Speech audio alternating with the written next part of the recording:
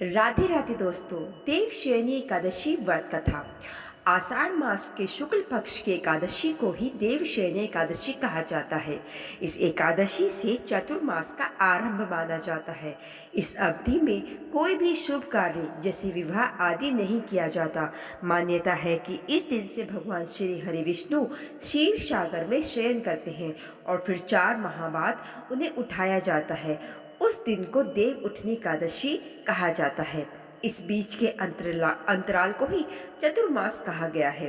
देवशयनी एकादशी को देवशयनी, महा एकादशी, थोली एकादशी, हरिदेव शयनी, पद्मनाभा शयनी तथा प्रबोधनी एकादशी भी कहा जाता है। तो चलिए आइए शुरू करते हैं देवशयनी एकादशी की व्रत कथा। धर्मराज युधिष्ठिर ने कहा, हे केशव, आषाढ़ शुक्ल एकादशी का क्या नाम है? इस व्रत के करने की विधि क्या है और किस देवता का पूजन किया जाता है? श्री कृष्ण कहने लगे, हे युधिष्ठिर, जिस कथा को ब्रह्मा जी ने नारद जी से कहा था वही मैं तुमसे कहता हूँ। एक बार देव ऋषि नारद जी ने ब्रह्मा जी से इस एकादशी के विषय में जानने की उत्सुकता प्रकट की। तब ब्रह्मा जी ने उन्हें बताया, सतयुग में माधंता नामक एक चक्रवर्ती सम्राट राज्य करते थे। उनके राज्य में प्रजा बहुत सुखी थी, किंतु भविष्य में क्या हो जाए यह कोई नहीं जानता। अतः वे इस बात से अनजान थे कि उनके राज्य में शीघ्र ही भयंकर अकाल पड़ने वाला है। उनके राज्य में पूरे 3 वर्ष तक वर्षा न होने के कारण भयंकर अकाल पड़ा। इस अकाल से चारों ओर त्राही त्राही मच गई।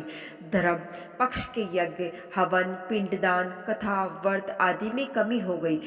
जब मुसीबत पड़ी हो तो धार्मिक कार्यों की में प्राणी की रुचि कहाँ रह जाती है।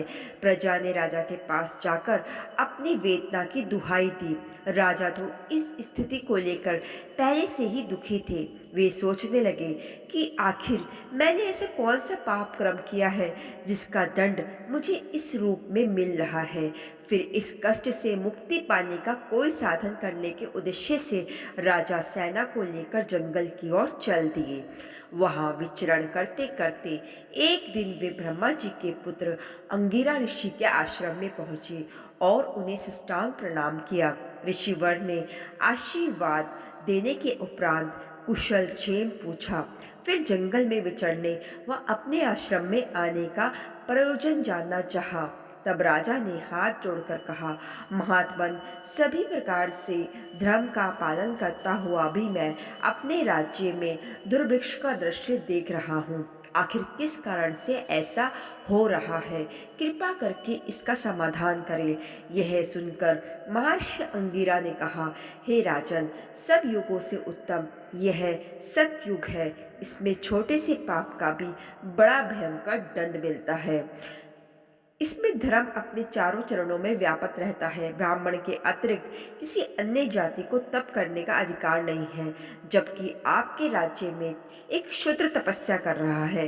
यही कारण है कि आपके राज्य में वर्षा नहीं हो रही है। जब तक वह काल को प्राप्त नहीं होगा तब तक यह दुर्भिक्ष शांत नहीं होगा। दुर्भिक्ष की शांति उसे मारने से ही संभव है। किंतु राजा का हृदय एक नर अपराध शूद्र तपस्वी का समन करने को तैयार नहीं हुआ।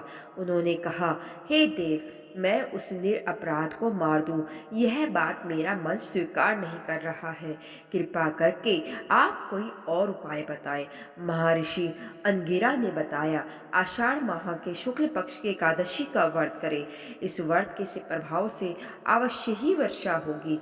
राजा अपने राज्य की राजधानी लौट आए और चारों वर्णों सहित पद्मा एकादशी का विधि पूर्वक व्रत किया। व्रत के प्रभाव से उनके राज्य में मूसलाधार वर्षा हुई और पूरा राज्य धन धान्य से परिपूर्ण हो गया। ब्रह्म वैवर्त पुराण में देवशयनी एकादशी के विशेष महत्व का वर्णन किया गया है। इस व्रत से प्राणी की समस्त मनोकामनाएं पूर्ण हो जाती हैं। राधे राधे।